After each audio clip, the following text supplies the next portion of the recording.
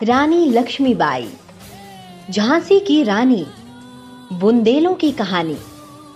खूब लड़ी लड़ाई, अंग्रेजों पर की चढ़ाई, अस्तित्व की लड़ाई।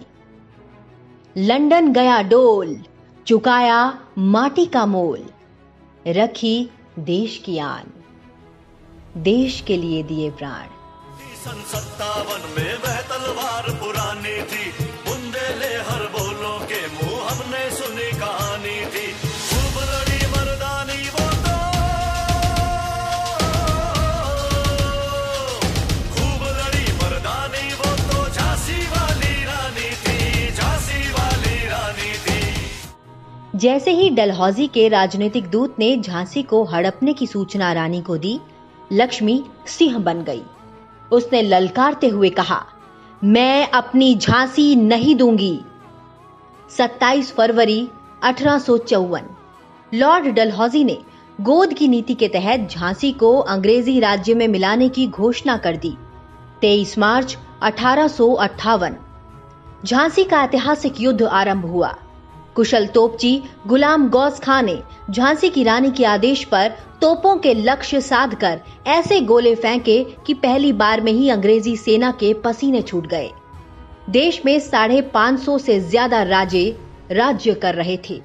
लगातार 7 दिन तक घायल शेरनी ने भेड़ियों का मुकाबला किया, लेकिन दूर के राजा तो छोड़िए, पड़ोस में ग्वालियर सिंधियाओं ने भी मदद मांगने के बावजूद रानी को निराश किया।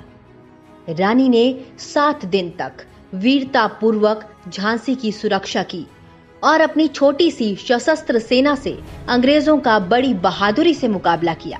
रानी अकेली ही अपनी पीठ के पीछे दामोदर राव को कसकर घोड़े पर सवार हो मैदान में उतरी।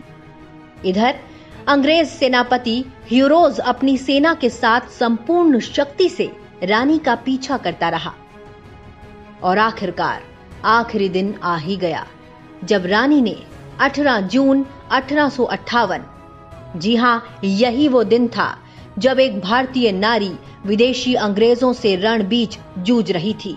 इस बीच 550 राजाओं के देश में एक भी मर्द नहीं निकला।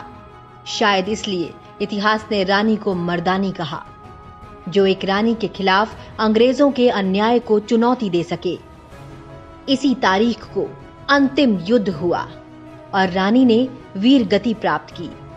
रानी सिर्फ 22 साल ही जीवित रही, लेकिन अपनी माटी से प्रेम, साहस और बलिदान से सदा के लिए अमर हो गई। सन 57 में